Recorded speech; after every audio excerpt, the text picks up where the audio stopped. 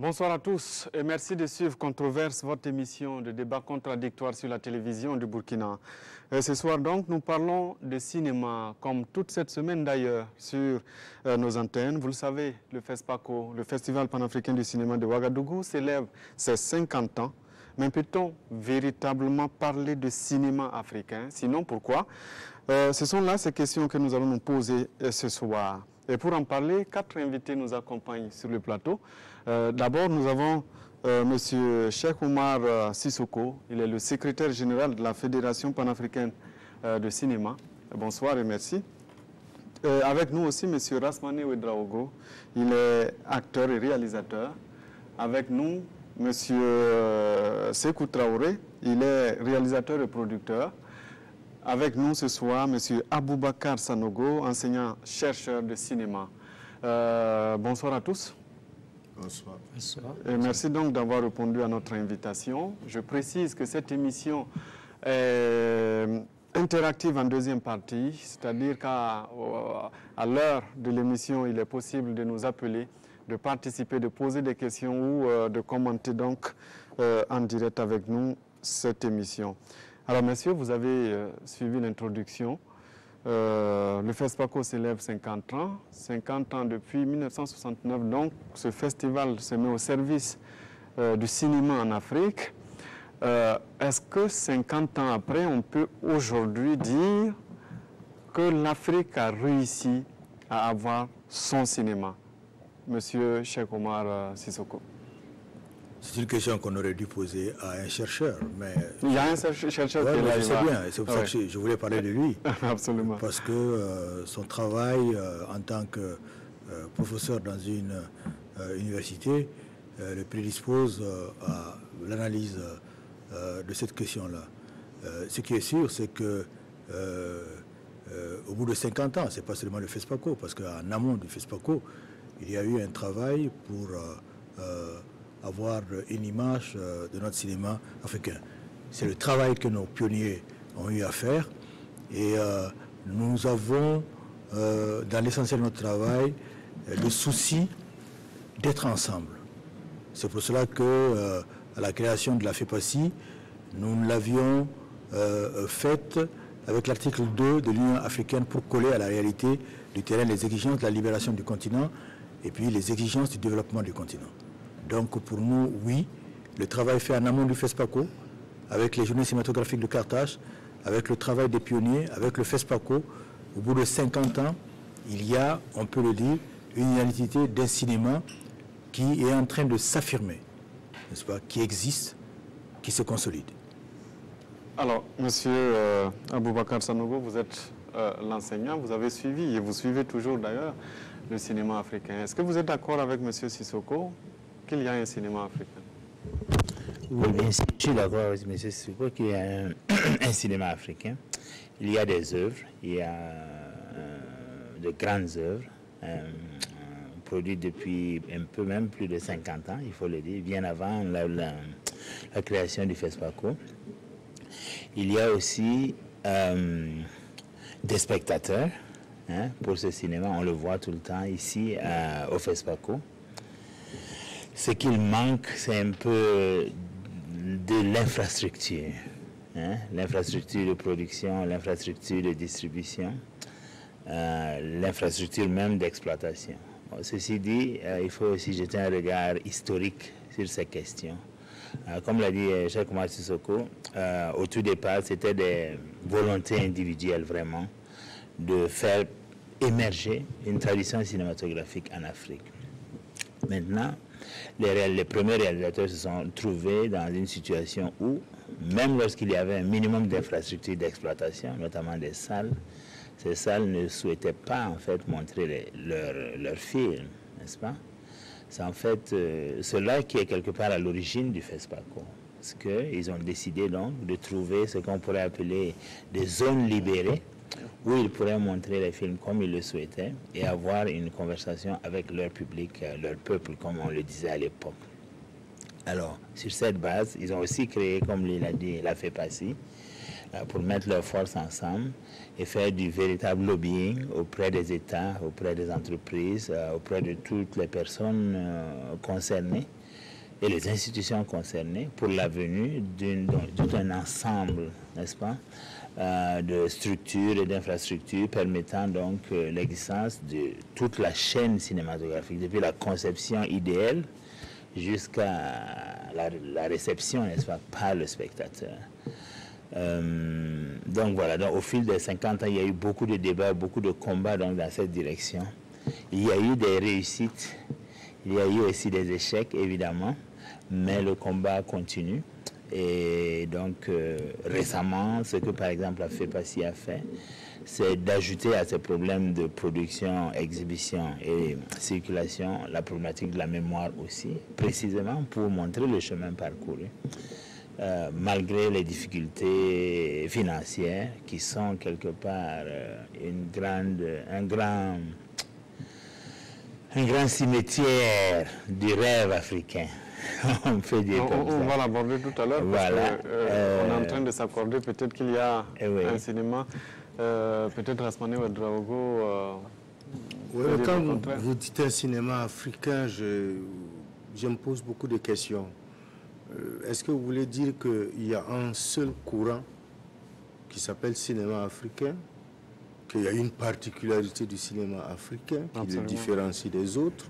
Est-ce que c'est par son contenu? Est-ce que parce qu'il y a une industrie cinématographique qui fait que le cinéma africain, donc dans cette approche déjà... On va aller pas à pas. Oui. Parlons de contenu. Justement, c'est par cette approche que quand vous me dites, est-ce que le cinéma africain, je dis, ça me pose des problèmes, ça me pose des questions. Parce que par rapport à quoi je dis cinéma africain? Est-ce que c'est parce que seulement nous sommes sur le même continent? Ça, c'est des approches. C'est d'abord dans le contenu, je le disais tout à l'heure aussi, dans l'aspect financier, c'est-à-dire est-ce qu'on est arrivé aussi à asseoir, mais on va aller pas à pas, sur déjà le contenu que nous avons. Est-ce que nous avons réussi à avoir peut-être une identité propre à l'Africain?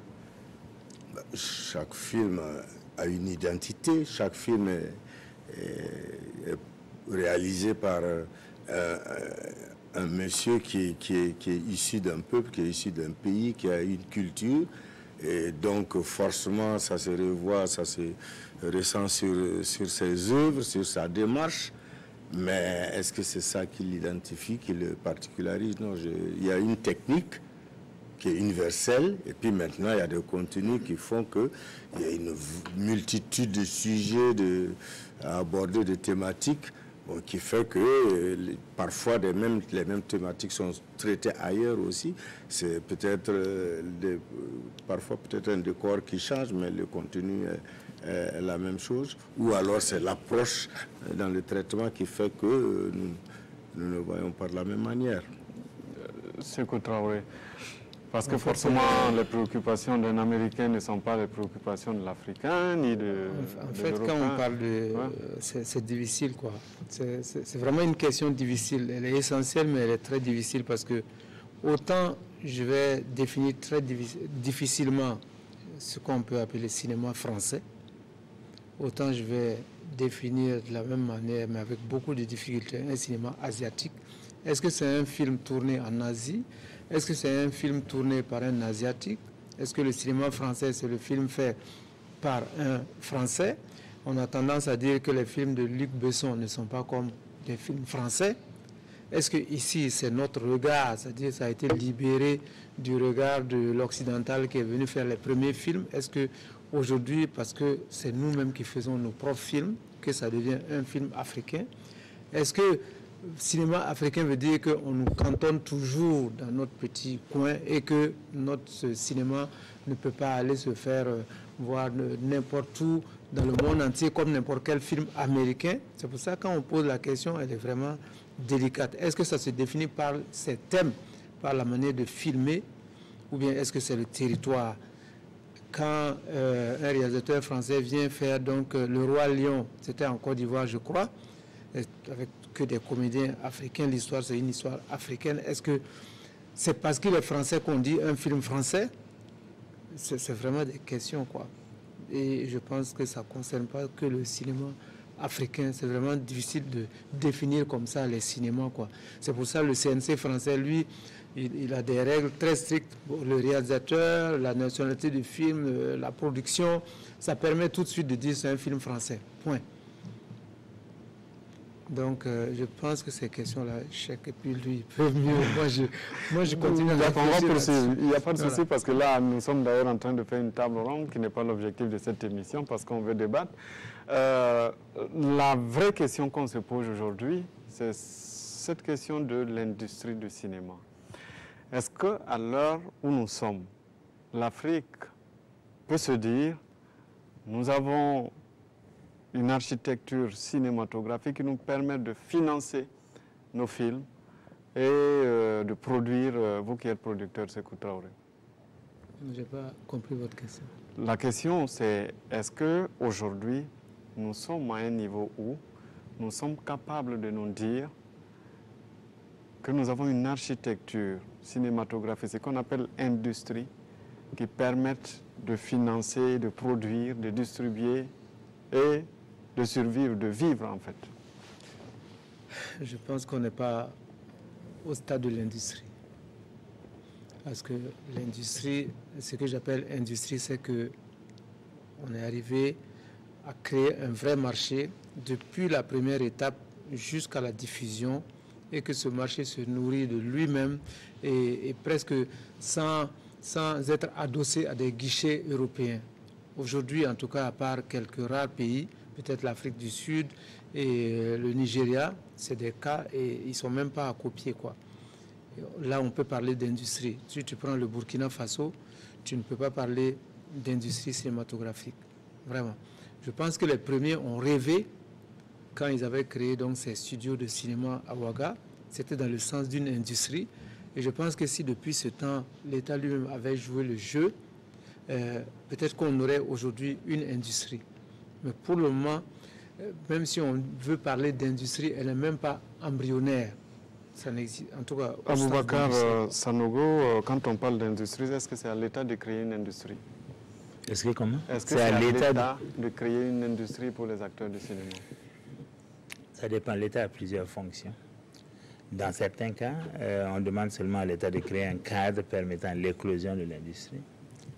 Dans certains cas, il faut vraiment qu'il soit présent, sinon il n'y aura pas de cinéma. Donc il y a au moins deux modèles possibles. Donc, si vous prenez le modèle, par exemple, de l'Inde ou du Nigeria, Bollywood, par exemple, a été reconnu officiellement par l'État. Le cas indien, voilà, a été reconnu officiellement comme industrie juste au début des années 80, début ou même vers le milieu des années 90, c'est-à-dire qu'il y a à peine 25 ans, 25 ans. Or, de fait, en tant qu'il y a eu des studios à Bollywood, il y a eu un marché, il y a eu vraiment une logique commerciale, telle que l'explique Sékou, qui permettait donc à l'Inde de fabriquer des films, à les diffuser d'abord sur leur territoire et ensuite à les exporter jusqu'ici. Donc tout le monde se souvient des films indiens qu'ils ont vus quand ils étaient jeunes, etc. Donc ça, c'est un cas d'école où l'industrie n'est pas arrimée à l'État. Mais l'État a créé les conditions pour leur permettre, n'est-ce pas, de s'exprimer, de construire quelque chose. Donc il y a l'anecdote, semble-t-il, que les cinéastes sont allés voir Nehru à l'époque pour dire, voilà, on veut faire des films. Il dit, ben écoute, si vous voulez faire des films, on va vous créer le cadre et le reste, débrouillez-vous avec. Dans d'autres cas, et donc, cette question d'industrie aussi, quelque part, a un rapport avec ce qu'on peut appeler le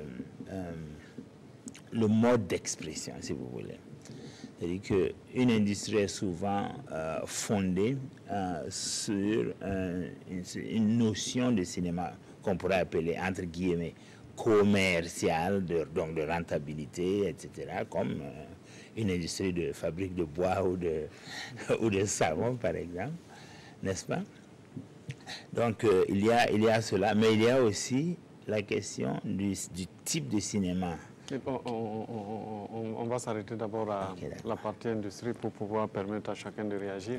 Rasmane Ouedraogo. Oui, quand on parle d'industrie, cela suppose des préalables.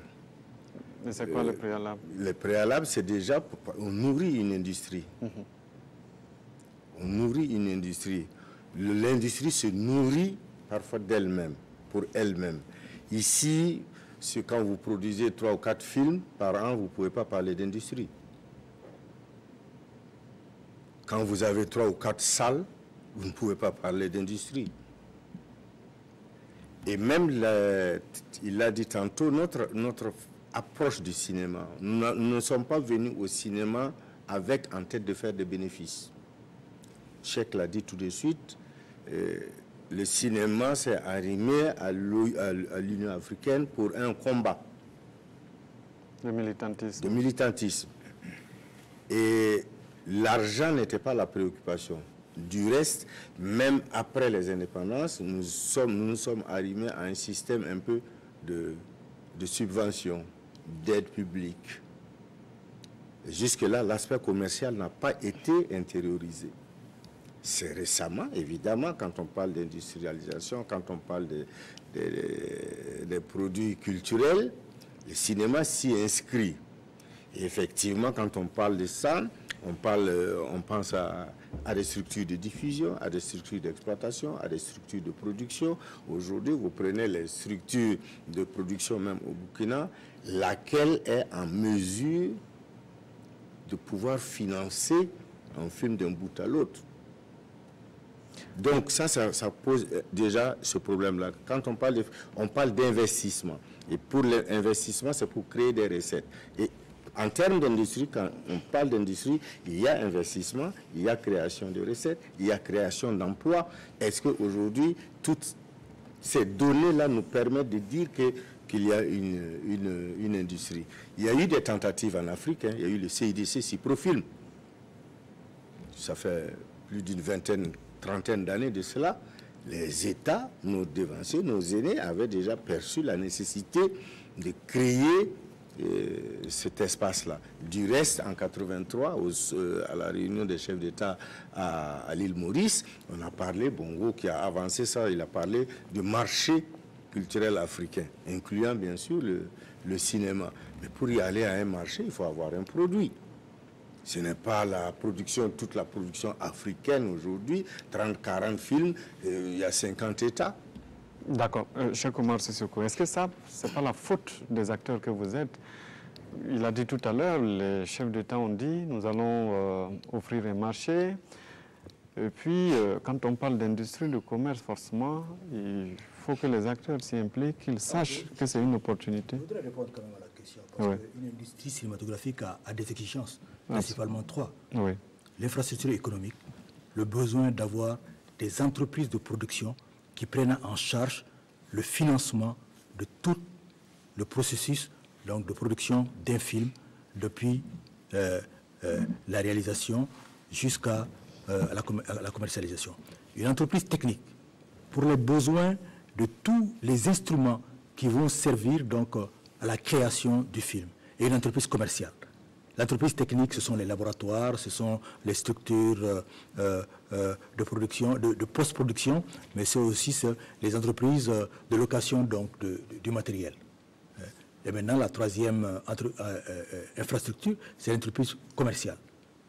Les entreprises de distribution, d'exploitation, les salles de cinéma. Voilà. Si cela n'est pas réuni, il ne peut pas y avoir d'industrie de cinéma. Nous travaillons à cela. Si on regarde donc le continent, il y a 3 niveaux.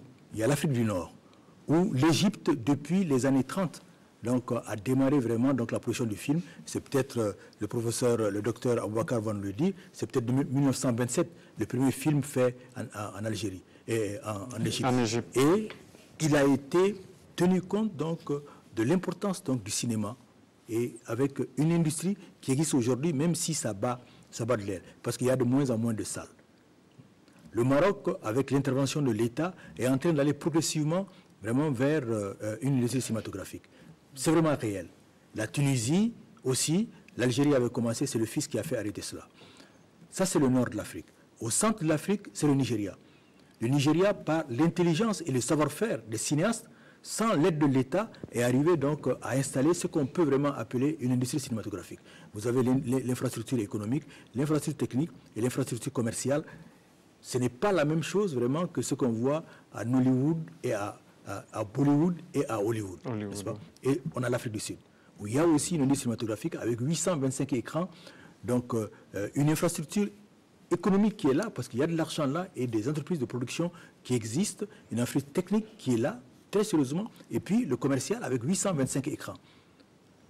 Oui, mais allez-y. Ce qu'il faut pour le reste de l'Afrique, c'est continuer à structurer cette économie du cinéma, avec la professionnalisation du secteur. Si on ne fait pas cela pour le reste, avec évidemment l'intervention de l'État ou l'intervention des banques, mais si nous avons la professionnalisation du secteur, nous arrivons à créer des entreprises de production, des entreprises de post-production, des entreprises de distribution, avec des gens qui seront bien formés donc, dans les écoles, avec entre notre dynamisme à nous-mêmes, notre solidarité, notre intelligence, on arrivera à faire un peu comme Nollywood pour amener les banques à intervenir dedans. L'intérêt de l'État, c'est aussi de comprendre que c'est une industrie cinématographique qui peut faire des emplois. Nollywood, c'est 1 million d'emplois. C'est l'État qui le dit. Et puis, des plus-values pour l'économie. Si l'État comprend cela. Nollywood, en 2008, c'était 353 milliards de francs CFA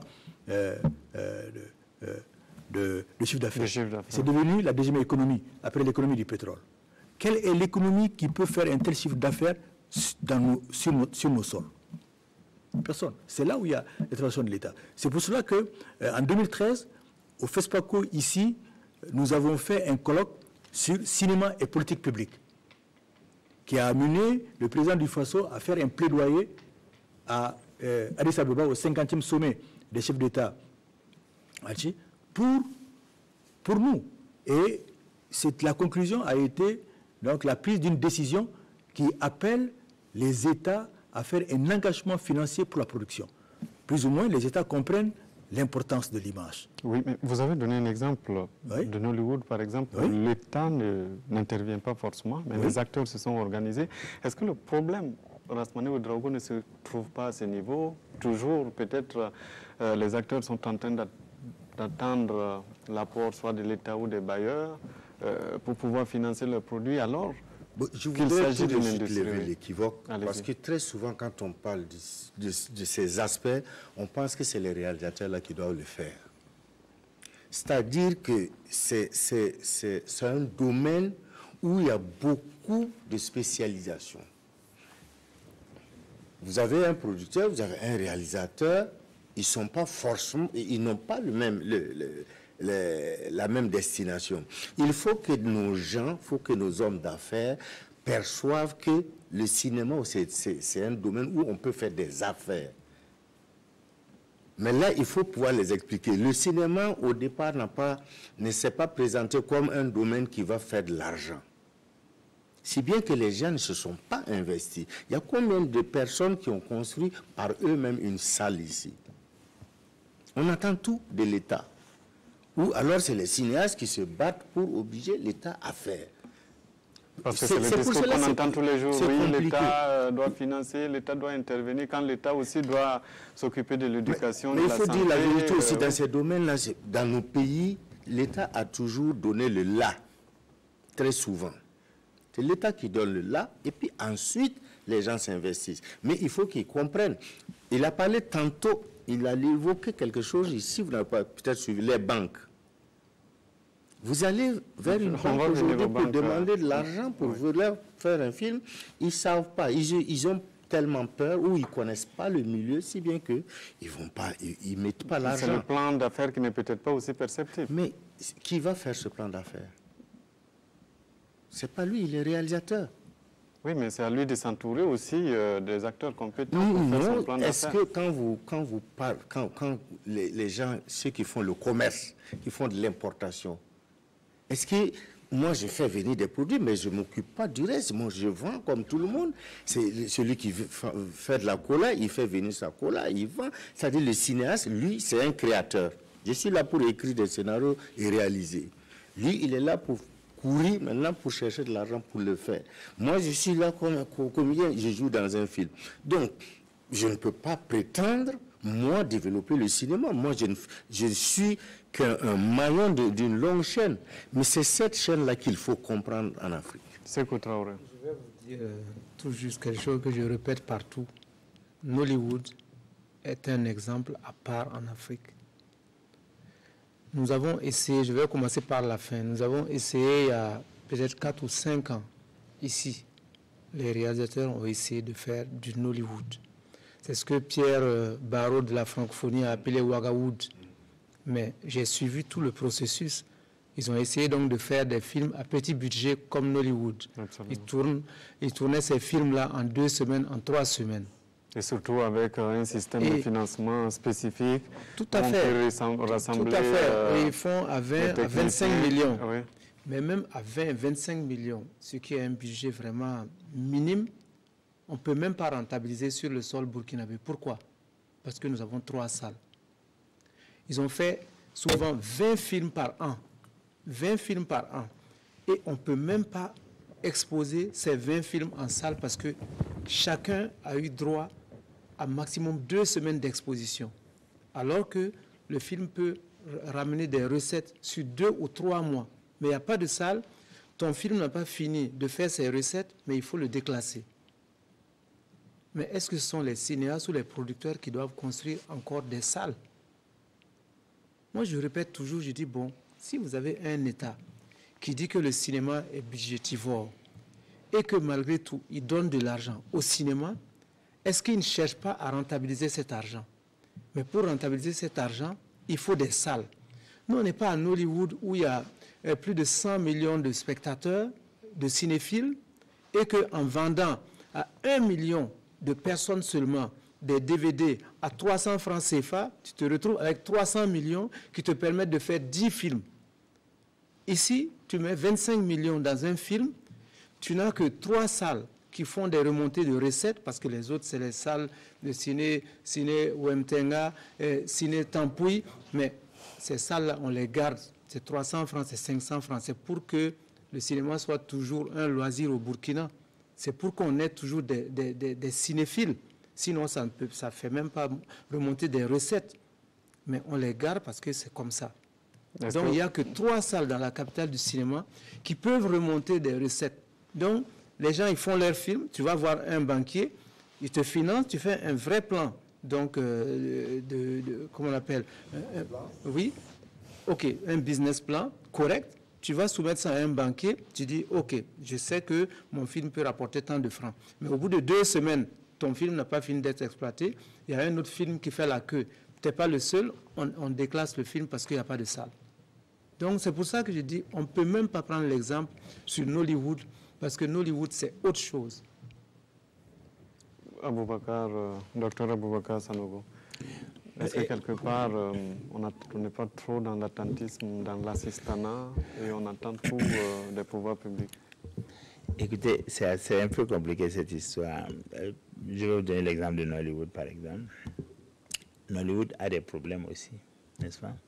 Ils ont des problèmes parce qu'ils produisent beaucoup, mais ils se plaignent précisément de cette remontée parce que Nollywood est fondé sur la piraterie, n'est-ce pas? Il ne faut pas oublier ça. Et donc, dans les années récentes, disons les 5-8 dernières années, les réalisateurs ont commencé justement à approcher l'État pour dire, bon, cette piraterie nous crée des problèmes. Nous souhaitions que vous mettiez des règles en sorte, des règles punitives contre la piraterie. Nous souhaitions que vous créiez des conditions pour qu'on puisse... je suis tout d'abord d'accord avec Sekou quand il dit que Nollywood est spécifique. Nollywood est né de l'absence de salle ou de l'impossibilité d'aller en salle. Il faut bien se remémorer cela. C'est-à-dire que le modèle, c'était vraiment de transformer la consommation en salle en consommation domestique. Donc c'est vraiment le foyer qui est le cœur du système Nollywood. Donc c'était une sorte de manière de réguler, on peut même dire, le mouvement des membres de la famille dans un certain sens. Donc, vous expliquez tout simplement que le problème que Sékou Traoré pose est devenu une opportunité pour Nollywood. C'est devenu une opportunité pour nous, tout à fait. C'est-à-dire que ce qu'il dit, ça veut dire en fait que la salle ne peut plus être le seul moyen de rentabilisation d'un film. Elle doit rester, évidemment, quand elle existe, parce qu'on sait qu'elles ont fermé. Mais il y a de plus en plus de nouveaux modèles qui existent, notamment en ligne et tout ça, les VOD, le streaming et tout ça, qui, par contre, dans notre contexte, posent de vrais défis.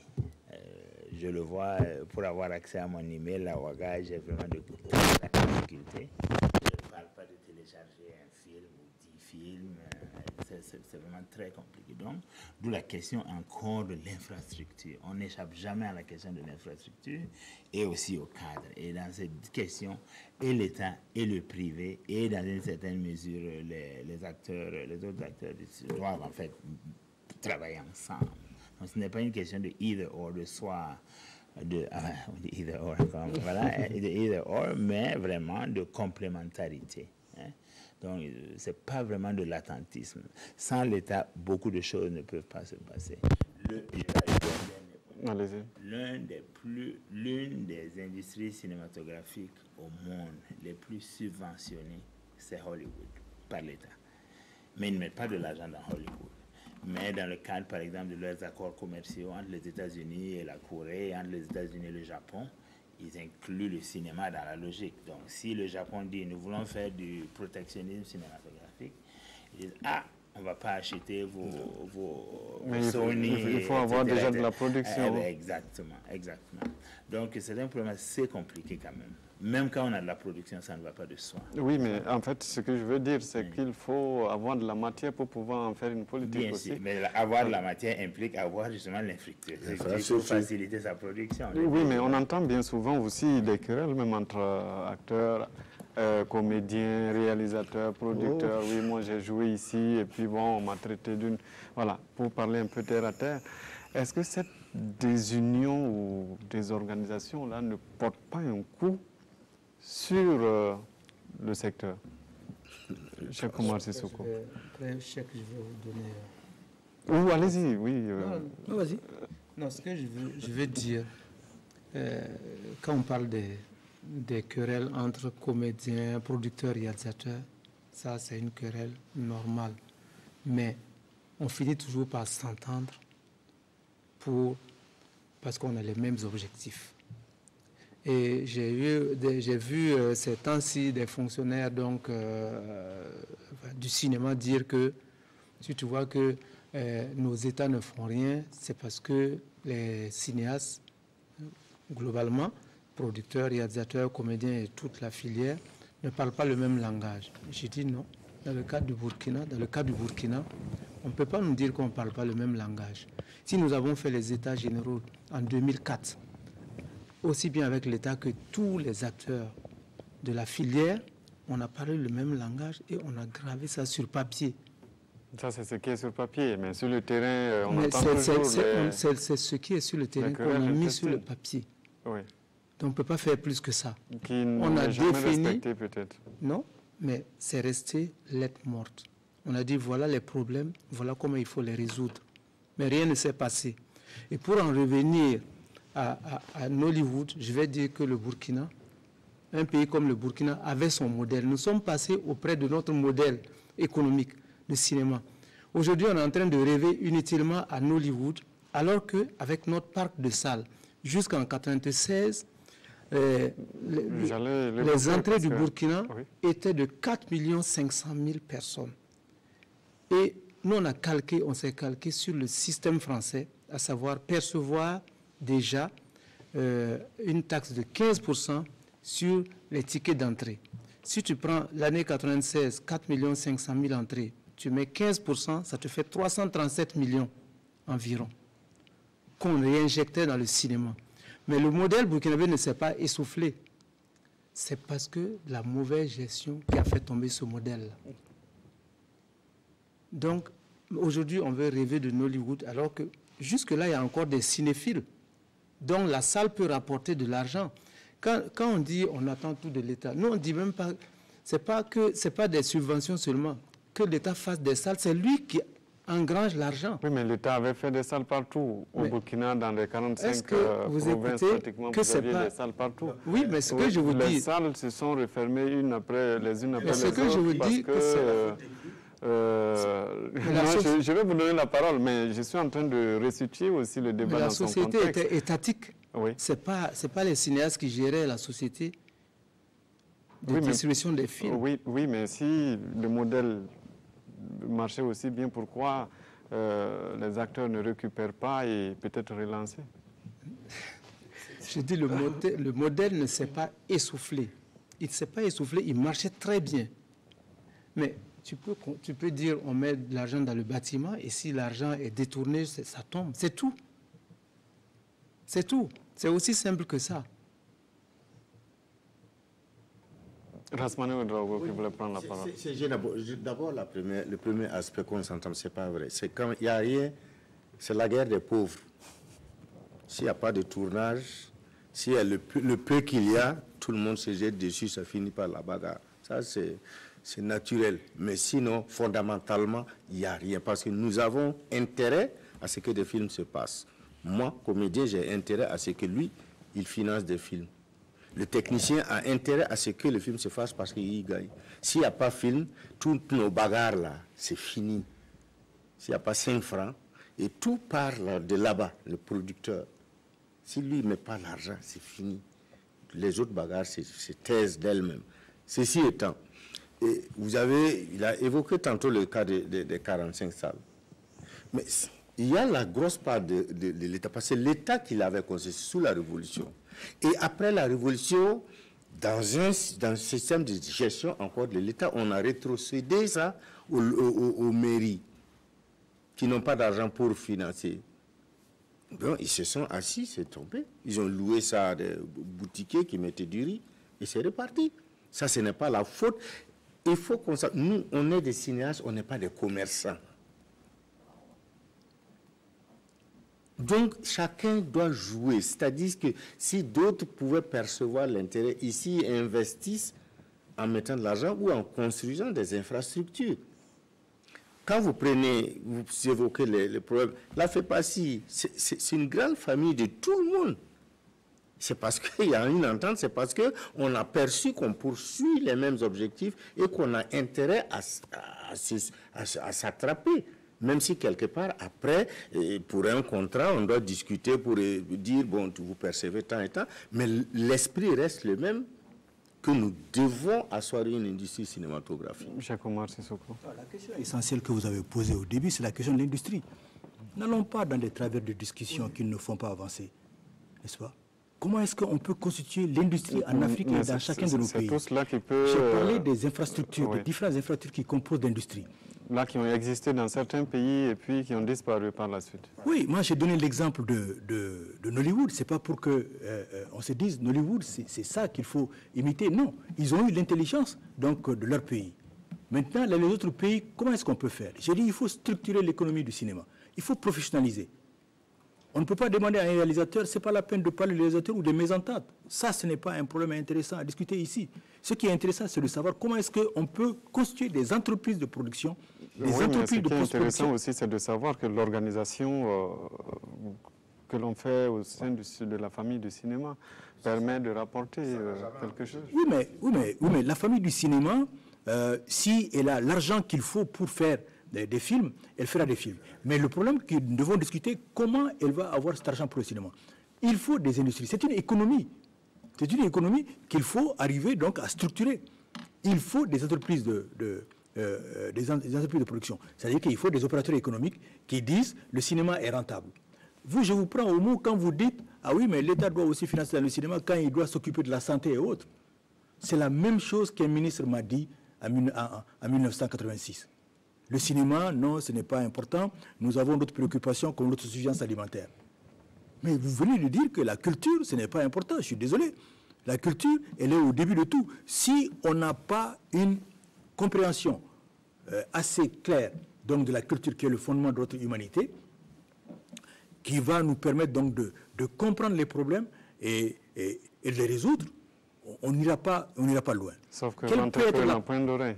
Comment? Ventre creux n'a point d'oreille. Voilà, ventre creux n'a point d'oreille. Et le ventre creux avec... elle a dit exactement la même chose que vous. Hein? Et quand quelqu'un n'a rien dans la tête, donc qu'est-ce qu'il fait? Pour que le ventre ne soit pas le ventre creux, donc et des oreilles, il faudrait aussi que quelqu'un, donc dans son esprit, comprenne vraiment donc les choses, sait exactement qui il est, où est-ce qu'il va aller. Et ça, c'est la culture qui va le permettre, parce que le cinéma permet en même temps donc d'éduquer nos enfants. Quand vous voyez aujourd'hui que 90% des films qui passent dans nos salles et sur nos petits écrans sont des films qui viennent d'ailleurs et qui ne parlent que de violence, de crimes, de sexe, de corruption. Comment nos enfants peuvent comprendre l'évolution, peuvent comprendre les phénomènes qui déterminent l'évolution de nos sociétés et construire donc leur devenir dans cette société-là? Non. Donc le cinéma est extrêmement important. Maintenant, il faut que les États comprennent que le cinéma est une industrie aussi. C'est ça la question essentielle. Et contribue ou ne contribue pas, mais au moins peut participer à constituer cette industrie-là. Si j'ai donné l'exemple de Nollywood, c'est que Nollywood est devenu la deuxième économie à côté de l'économie du pétrole. Aujourd'hui, faisons le calcul, après le FESPACO, l'économie locale de Ouagadougou, qu'est-ce qu'elle tire du festival de Ouagadougou? Énormément d'argent. Énormément d'argent. Des emplois, tout le monde il prend pour son compte. Donc il faut constituer, il faut qu'il y ait des entreprises. Et c'est cela que la FEPACI est en train de travailler, comment arriver donc à créer des entreprises de production, des entreprises de post-production, des entreprises de distribution, des salles de cinéma. S'il y a des salles de cinéma ici, comme il a dit, 4 500 000 donc, d'entrées, c'est le truc. Et ça, c'est l'État avec les opérateurs économiques qui peuvent dire, écoutez, les salles, ça rapporte, le montrer et créer donc les voies et moyens pour y aller. Nous, ce n'est pas... Nous y travaillons puisque notre corporation va pouvoir bénéficier de cela. Nous y travaillons, mais nous allons donner des idées à l'État, nous allons donner des idées aux entreprises économiques. Nous allons demander aux écoles de bien former les producteurs pour qu'ils puissent vraiment donc, se mettre dans la place comme entreprise de production. Un producteur, qu'est-ce qu'il fait? Il a un projet, un film à faire. Il fait l'étude du film, comment ça peut se faire, comment ça peut rapporter commercialement. S'il fait un dossier comme cela, il peut aller dans une banque demander un prêt bancaire. Ça peut être cela, ou ça peut être ce que des États font aujourd'hui. Le Sénégal, c'est 2 milliards de francs CFA par an. Le Maroc, c'est 4 milliards de francs CFA. Le Mali, c'est un fonds d'appui de 6 milliards de francs CFA par an. Le Burkina a donné 1 milliard l'année dernière. Le produit des 2 films qui vont sortir, exploités, vous allez voir qu'est-ce que ça va donner à l'économie locale de Ouagadougou. En termes d'emploi, qu'est-ce que ça va donner? Et en termes de plus-value à nos économies, c'est ce que ça va donner. Donc, pour moi, le travail qu'il faut faire, c'est vraiment la structuration de l'économie du cinéma avec les différentes entreprises pour créer des infrastructures. Vous venez clairement de dire que les politiques quand même interviennent avec les exemples que vous donnez. Mais les politiques interviennent, vous avez dit, vous, que les politiques interviennent sur la santé et autres. Pourquoi pas sur le cinéma? Pourquoi pas sur la culture? C'est ça la question, justement. C'est parce qu'on ne voit pas l'importance du cinéma, on ne voit pas l'importance de la culture. Je vais préciser, je me mets à la place des politiques. Ce n'est pas forcément ce que je pense. Mettez-vous à la place des cinéastes. Oui, les cinéastes sont sur le plateau, donc je ne peux pas me mettre à la place des cinéastes parce que vous êtes là pour vous défendre. Je dois aussi, parce que les politiques ne sont pas là, forcément, je dois me mettre à la place des politiques pour poser les questions que les politiques auraient dû. Vous croyez qu'on ne sommes pas politiques? Nous sommes des citoyens et par conséquent, on assume la politique. Je le sais bien. Aboubacar Sanogo, tout à l'heure, il a cité des exemples de soutien. Est-ce qu'en écoutant, on n'a pas l'impression que c'est les autres qui doivent faire et pas nous? Non, il ne s'agit pas des autres. Et je veux dire, dans la plupart des pays du monde, le cinéaste a un boulot, écrire son scénario et essayer de le faire. Hein. Et son travail n'est pas de mettre en place des infrastructures. Il y a quand même la division du travail. Et dans le contexte de cette division du travail, il y a ceux qui ont accès aux sources de financement, notamment les privés. Il y a l'État donc qui peut aussi intervenir. Donc c'est vraiment comme il a dit, Cheikh, l'alliance entre les opérateurs économiques et l'État pour donc d'une part structurer et d'autre part donc injecter l'argent qui permettra à ces films, au cinéaste de s'occuper essentiellement de ce pourquoi il est rentré dans ce métier, c'est-à-dire de faire des films. Donc si vous voulez, c'est un peu les solutions que les pères fondateurs du cinéma africain ont essayé de trouver au début de leur pratique vient maintenant à l'encontre, n'est-ce pas, d'eux, parce qu'ils étaient obligés, parce qu'il y avait un vide institutionnel, un vide infrastructurel, un vide financier, d'être producteurs, réalisateurs, distributeurs, exploitants, etc., etc. Du fait que maintenant, avec le recul, on attend maintenant tous deux aussi. Donc, il faut quand même bien voir les choses. Ça, c'est une aberration, pure et simple. Hein? C'est une aberration de demander aux cinéastes de construire des salles, de trouver des problèmes, de résoudre les problèmes de l'industrie cinématographique dans son pays ou dans son continent. Ça, il y a d'autres personnes qui doivent le faire, d'autres institutions qui doivent le faire. L'État est responsable, n'est-ce pas, des problèmes de la culture et des problèmes de l'économie, d'une manière en termes de leur gestion. Il doit donc jouer son rôle. Législation, s'assurer donc que ceux qui s'y investissent, voilà, ça se passe voilà, les petites bagarres dont vous parlez qui sont normales. L'artiste, c'est la forte personnalité par excellence. En fait, c'est normal même qu'il y ait des bagarres. Mais c'est anormal qu'il n'y ait pas de bagarres, disons comme ça, en ce qui me concerne. Parce que la compétition stimule la création et vraiment fait avancer les gens. Donc, c'est un faux problème de dire il y a des bagarres entre les gens, donc l'industrie ne marche pas. Le travail d'organiser l'industrie, c'est d'autres. Même en Hollywood, ce n'est pas les réalisateurs de Hollywood qui ont inventé Hollywood. C'est les petits marchands de Surulere et de Lagos qui avaient d'abord des cassettes vides avec qui ils ne savaient pas quoi faire avec. Et donc, ils ont décidé d'abord de pirater les films européens et américains principalement. Et ensuite, ils se sont dit, pourquoi on n'essaierait pas nous aussi de faire quelque chose? Il faut dire que nous passons donc l'heure de l'émission et qu'il est possible d'intervenir, de nous appeler et de participer à ce débat. Allez-y. Donc, pour revenir à Hollywood même, ce n'est pas les réalisateurs qui ont créé Hollywood. Et ils ont créé un mode d'expression, si vous voulez, dont ils se sont inspirés des cinémas populaires, si vous voulez, d'Inde et des États-Unis, n'est-ce pas, qui mettaient l'accent sur le suspense, la manipulation des émotions, etc., qui ont été maintenant le socle sur lequel la rentabilité économique a pu se bâtir. Donc, ça a été vraiment l'unique contribution. Je vais juste dire que, en fait, quand on demande que l'État nous subventionne, on ne dit même pas à l'État d'enlever ça dans ses caisses, puisque le même État a mis en place des mécanismes de financement de sa culture, tels que la taxe sur l'électricité au Burkina Faso. Mais ça fait des dizaines d'années, sauf que cette taxe-là ne revient jamais à la culture ni au cinéma. Mais il suffit qu'on... Oui, il suffit que les choses soient faites dans les règles et puis c'est tout. Je sais qu'il y a une taxe, par exemple, à la téléphonie mobile, mais que la culture ne voit pas. Mais c'est, il y a la taxe télé. Oui, la taxe télé. Oui, c'est devenu une taxe des activités de soutien aux activités audiovisuelles. Oui, c'est tout. C'est tout ce qu'on demande. Et sinon, on sait qu'effectivement, le milliard que le président a donné cette année, effectivement, ça a fait tourner l'économie du cinéma burkinabé.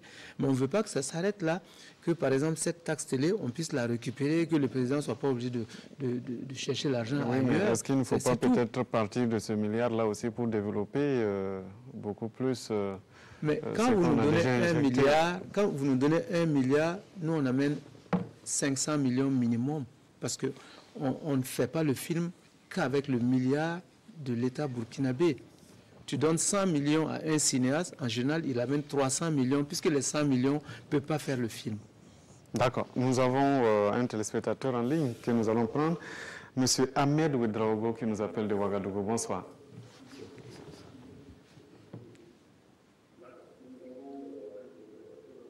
Écoutez. Quelques soucis techniques. Oui, bonsoir. Bonsoir, nous vous écoutons. Voilà, je voudrais intervenir dans le cadre de parcours. Bon, pour moi, je donne un point de vue sur le cinéma africain. Et le cinéma africain, c'est de faire véhiculer la culture africaine à travers les films. Mais si depuis le début des années 69 jusqu'à maintenant, quand vous observez, c'est qu'on a l'impression qu'on privilégie les avantages matériels que de véhiculer la culture africaine. Si vous regardez ce qui se passe, je pense, par exemple, en Afrique, il y a beaucoup de situations sur lesquelles, quand vous prenez l'exemple vous allez pleurer parce que les Africains n'ont pas de culture. Je prends l'exemple de la religion. Les dirigeants, par exemple l'Église catholique, tous les dirigeants ont remarqué qu'un prêtre ne doit pas se marier. Est-ce que ce non-mariage, est-ce que c'est en rapport avec la culture africaine? Oui, mais revenons au cinéma parce que là, on n'a pas l'Église qui puisse vous répondre sur ce plateau, donc s'il vous plaît. Oui, mais revenons s'il vous plaît au cinéma. Bon, maintenant, je passe de un autre exemple. Bon, je passe sur le plan de la démocratie.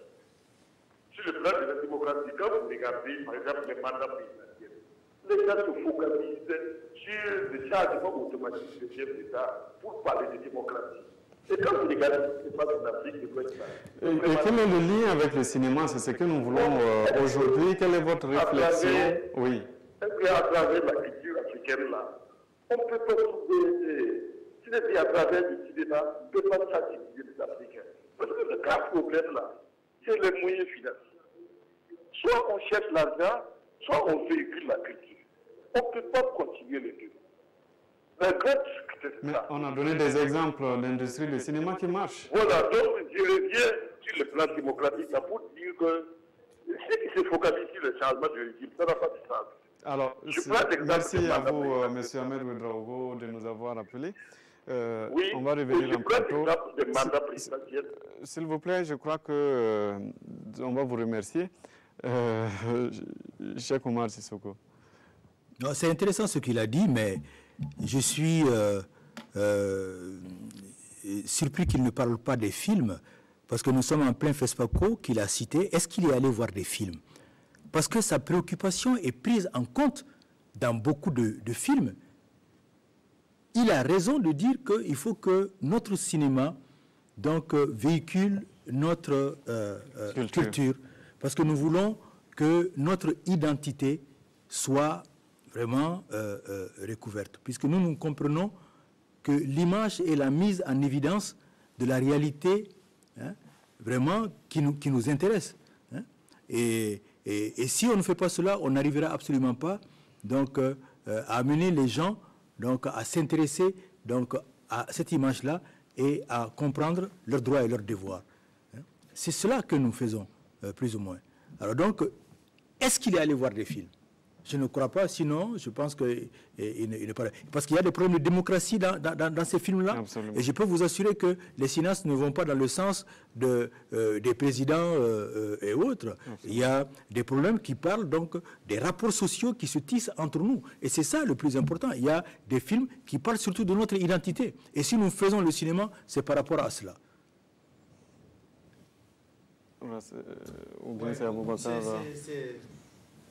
C'est gênant.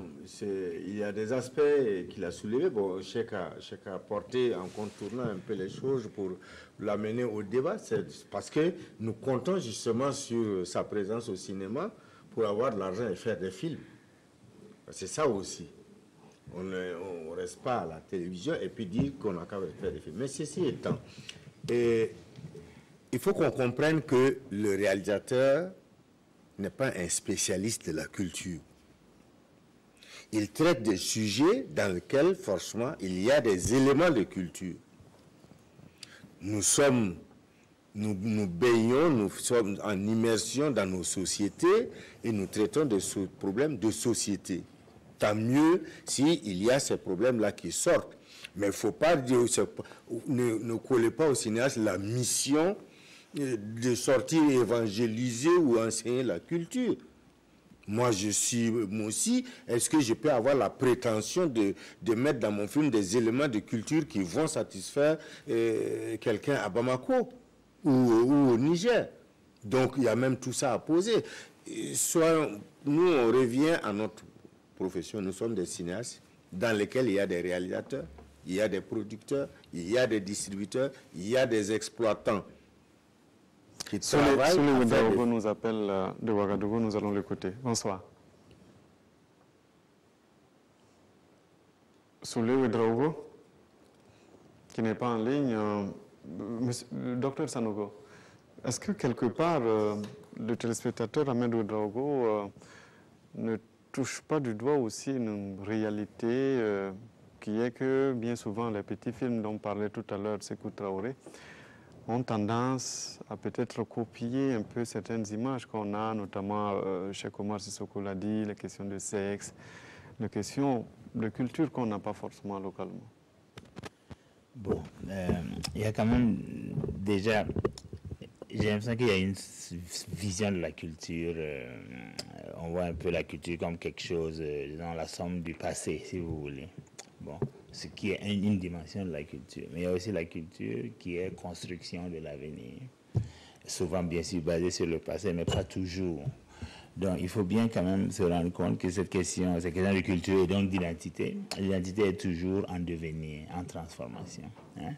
Donc, il est tout à fait possible de poser des problèmes dans son film, même à partir de la culture, mais aussi qui parlera à quelqu'un à Johannesburg ou à Bamako ou au Kenya. Ça, il n'y a aucun problème pour cela. Parce que la culture, c'est en fait, disons, le synonyme ou la métaphore de qu'est-ce que ça veut dire être un homme, un être humain sur cette terre. Comment on résout les problèmes, les grands problèmes de la destinée humaine, les grands problèmes du devenir humain, les grands problèmes de la survivance même humaine sur cette terre. Maintenant, chaque pays, chaque nation, chaque groupe, etc., apporte des réponses spécifiques. Mais la spécificité de ces réponses n'entrave pas leur universalité, de fait. Donc, il est important de dire. Donc, même si on n'est pas théoricien de la culture, et ceci dit, certains de nos cinéastes sont de vrais théoriciens de la culture. Ousmane Sembène était si on analyse les œuvres de Sembène correctement, Ousmane Sembène a proposé une théorie de la culture africaine dans chacun de ses films. Mohamed Souley Ouedraogo nous appelle de Ouaga. Bonsoir. Bonsoir, monsieur. Nous vous écoutons. Je parle bien du financement de l'industrie culturelle, parce qu'il faut d'abord avoir des promoteurs, avoir des producteurs qui acceptent de prendre des risques. Le FESPACO est un vieux du continent. Lorsque à chaque fois que vous êtes à Johannesburg, que vous êtes au Nigeria, que vous êtes à Addis Abeba, on vous parle du FESPACO. Et 50 ans déjà, c'est déjà beaucoup pour faire un grand FESPACO. L'État devrait rechercher les financiers à l'extérieur pour d'abord financer le FESPACO, rendre le FESPACO comme un événement industriel pour faire réfléchir, inviter les gros producteurs aux États-Unis. Vous avez des producteurs aux États-Unis, vous avez des producteurs à Bollywood, en Inde, vous avez en Europe, pour les inviter à Ouagadougou pour participer au FESPACO. Ça fait des échanges. Parce qu'à l'horizon de cette année, nous avons vu des films qui sont très compétitifs, qui peuvent même rivaliser avec des films européens, des films américains, mais la production, les effets spéciaux qui sont utilisés n'ont pas été, il n'y a pas eu d'investissement, il n'y a pas de gros investissements, il n'y a pas de promotion.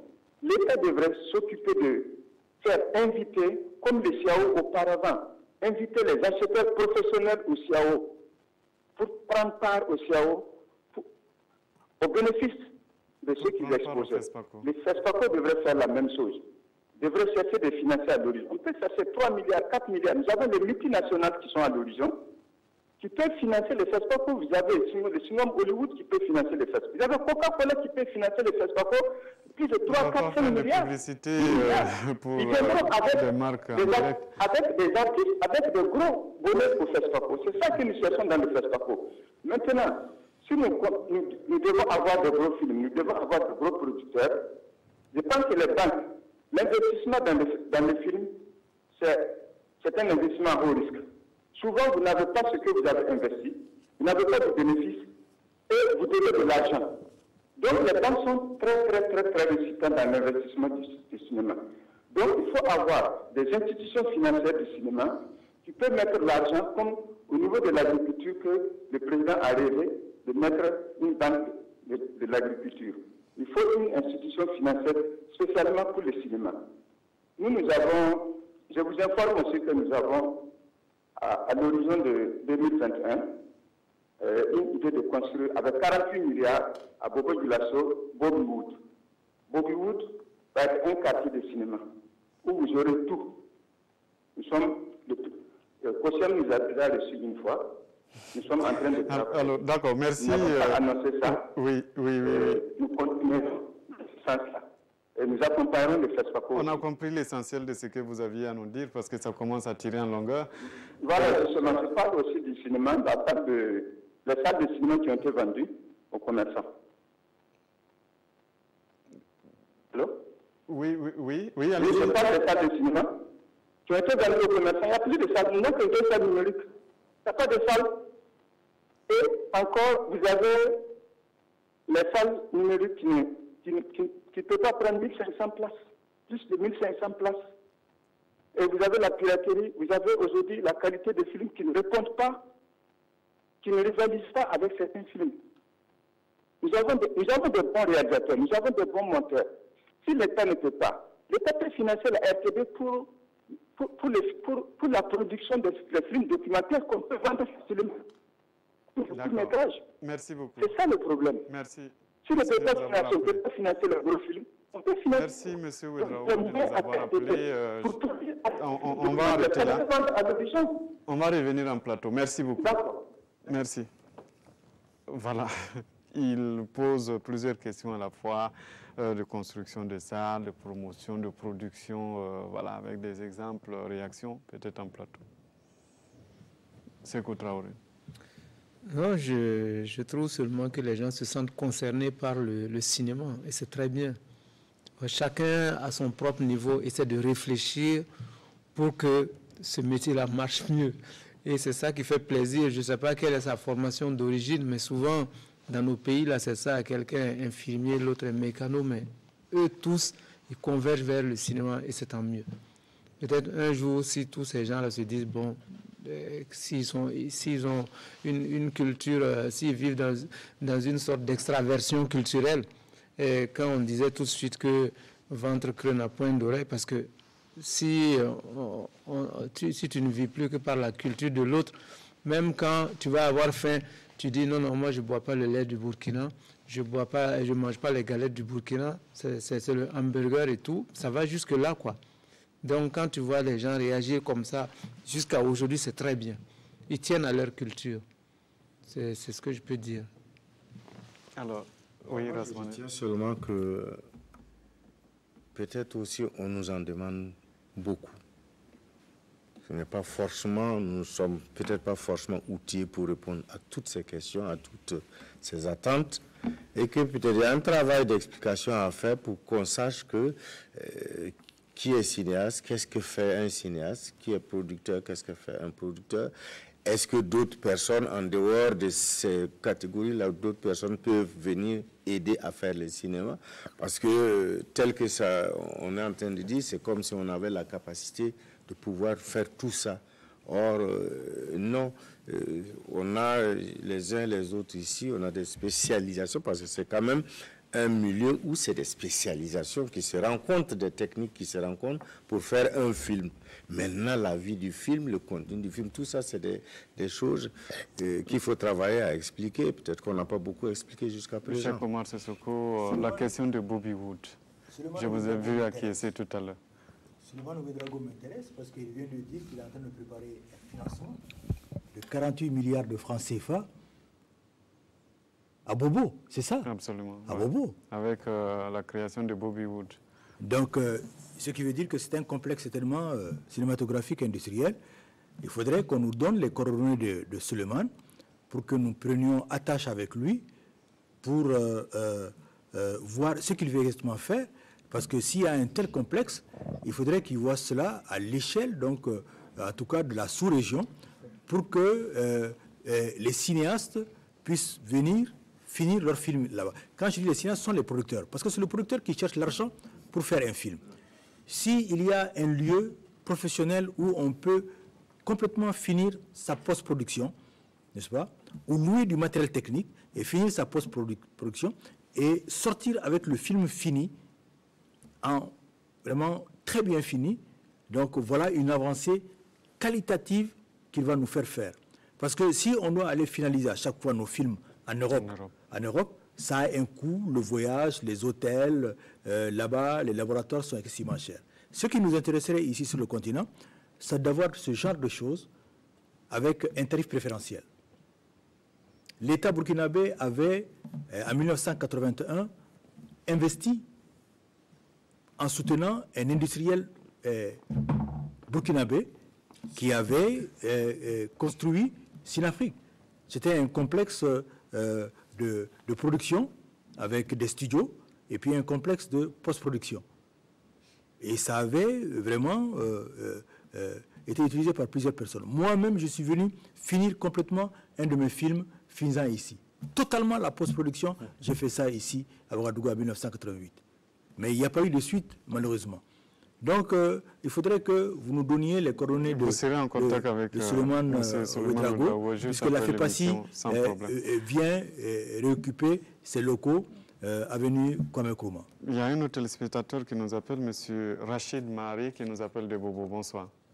Oui, bonsoir. Nous vous écoutons.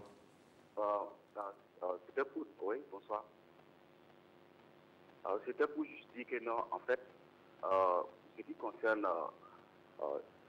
l'existence de l'industrie cinématographique au Burkina Faso, nous devrions vite changer d'orientation. Parce qu'actuellement, le monde actuellement est dans la mondialisation. Ce qui fait que le cinéma américain est d'office, fait directement concurrence avec le cinéma burkinabé. Au Burkina, nos cinéastes et nos producteurs doivent comprendre que la population est jeune. Donc la population étant jeune, les jeunes consomment plus ce qui est les science-fiction et le surnaturel. C'est ce modèle que, par exemple, des pays comme les États-Unis et autres, ils utilisent pour réellement vendre à l'extérieur. Donc, ce que j'aimerais dire, il faut vite que l'on change d'orientation, par exemple, à l'image, par exemple, de pays comme le Japon, par exemple, on pourrait, par exemple, aller vers l'animation. L'animation, par exemple, qui est aussi quelque chose de très intéressant. Ce que j'ai remarqué, c'est que, au même titre que le Japon, nous avons une culture vraiment aussi riche que le Japon. Nous avons par exemple des contes, on pourrait s'inspirer de ça pour faire de l'animation et aussi apporter notre plus et aller par exemple à la conquête du monde. C'est parce que c'est ça le Japon a fait. Le Japon s'est inspiré de ces trucs comme les samouraïs et autres. Et le Japon a créé ces trucs comme les mangas. Aujourd'hui, actuellement, au Burkina, nous tous on consomme. Nous sommes jeunes. En réalité, c'est ce qu'on consomme. Véritablement, les mangas et autres. On a aussi ce potentiel, on peut le faire. On peut réellement le faire. Je suivais le débat, on dit que non, en fait, avec les infrastructures et autres, c'est ce problème qui fait que non, le cinéma burkinabé ne marche pas. Mais selon moi, en fait, ce n'est pas réellement cela. La vérité est que la jeunesse burkinabé est la même en réalité que la jeunesse française ou bien la jeunesse américaine. Ce sont les mêmes choses qu'en réalité on consomme. Donc, de par là, il serait vraiment difficile, par exemple, pour un jeune burkinabé d'aller vraiment aller suivre, si le modèle ne change pas, aller suivre le cinéma, si le modèle ne change pas. Il faut réellement qu'on réoriente le modèle pour qu'on puisse réellement s'adapter. Merci, M. Mahari. On a compris l'essentiel de ce que vous vouliez nous dire. Il faut changer de contenu pour pouvoir attirer les jeunes. Oui. Docteur Sanogo. J'ai bien. Attention au micro. Okay. J'ai bien aimé ce que le monsieur vient de dire parce qu'en fait, il pose le problème de la dialectique entre spécificité et mêmeté, si on peut dire ça comme ça, qui a été aussi une des grandes préoccupations du cinéma africain. Donc, il y a historiquement un désir de créer un cinéma qui traduit un peu les différents aspects de la culture africaine, qui même imprime donc un accent africain au cinéma. Hein? Donc ça, c'est un peu le projet avant-gardiste des pionniers. Il y a eu aussi de tout temps dans le cinéma africain un désir de faire du cinéma comme tout le monde. Hein? Donc, il y a eu ces traditions de parle qui n'ont pas été dominantes, mais qui ont toujours existé. Et donc, ce que j'entends, c'est qu'en fait, les jeunesses africaines aujourd'hui sont des jeunesses comme toutes les autres jeunesses. Tous les peuples africains sont comme tous les peuples du monde. Nous sommes tous interpellés par la mondialisation. Nous sommes tous interpellés par les mêmes, les aspects de circulation culturelle, par exemple, des Amériques et des Europes qui nous arrivent ici. Donc, nous les recevons de manière égale, si vous voulez. Et donc, elles transforment aussi nos cultures, on ne peut pas nier cela. Et donc, nos films doivent aussi un peu prendre en compte cette transformation qui se passe, pas toujours pour le mieux, je dirais, il faut quand même le dire, et précisément partir peut-être du premier niveau, qui est la transformation pas toujours géniale, pour maintenant élever dans une sorte de montage thématique, montage narratif, montage au niveau de l'image et du son,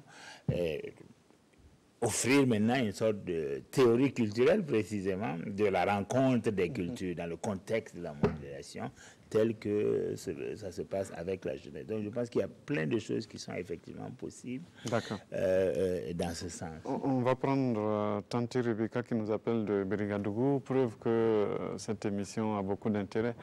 Bonsoir. Bonsoir.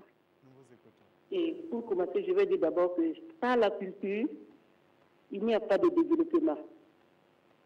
Parce que si on perd une aiguille dans l'obscurité, on ne peut pas retrouver l'aiguille dans la lumière. Il faut aller chercher la lumière pour venir chercher son aiguille. Nous savons que nos jeunes ont beaucoup de choses. Ils regardent les États-Unis, d'autres pays, c'est vrai. Mais notre culture est propre à nous-mêmes. Parce que quand on tourne dans les salles de cinéma, quand on regarde ces films, c'est tellement intéressant qu'on ne peut rien dire. Et maintenant, c'est demander aux États de vraiment soutenir la culture. Parce que ça doit faire partie de l'éducation de nos enfants. Parce que ces enfants, si nous ne les éduquons pas, ils sont en train de se perdre. Et maintenant, quant au Burkina Faso même, où nous disons que c'est la capitale du cinéma africain, c'est surtout la construction des salles de cinéma. Quand on parle de construction des salles de cinéma, il faut mettre les gens à la place où il faut.